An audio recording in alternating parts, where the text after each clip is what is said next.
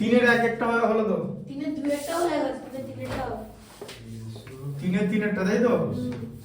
এটা লিখে নিচ্ছ তো?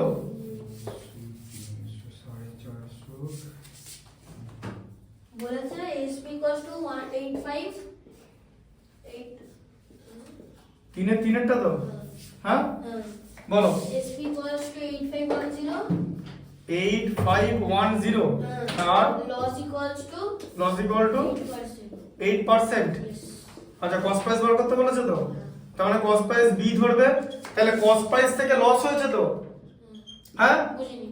কস্ট প্রাইস থেকে বি ধরতে হবে তো, কস্ট প্রাইস বার করতে বলেছে তো, কস্ট প্রাইস থেকে লস হয়ে টাকাটা এসেছে, লস হয়ে গেছে তো কি হবে, মাইনাস হবে তো, এই যে বি মাইনাস বি ইনটু 8%, এই যে ইকুয়াল টু সেলিং প্রাইস, এই যে বোঝা গেল? তার মানে বি মাইনাস 8b বাই 100, 8% মানে 8 বাই 100 তো, ঠিক আছে?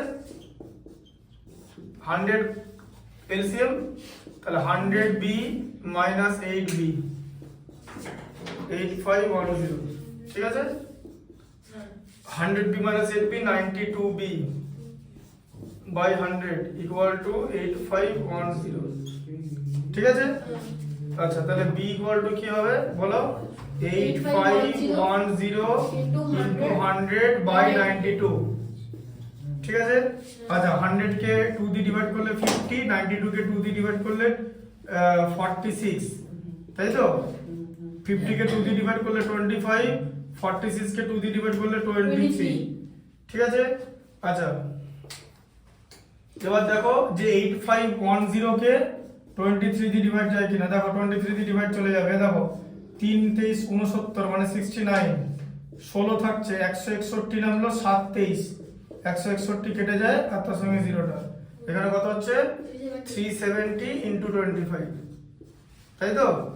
370 ইনটু 25, তাহলে 37 10 কত হচ্ছে 370, আবার 370, 5 37 185, তাহলে 740 840 60 925, ঠিক আছে? তাহলে কত হলো 925, এই যে 9250 হচ্ছে তোমার কস্ট প্রাইস, তাই তো? রিকোয়ার্ড কস্ট প্রাইস বলে লিখবে, ঠিক আছে?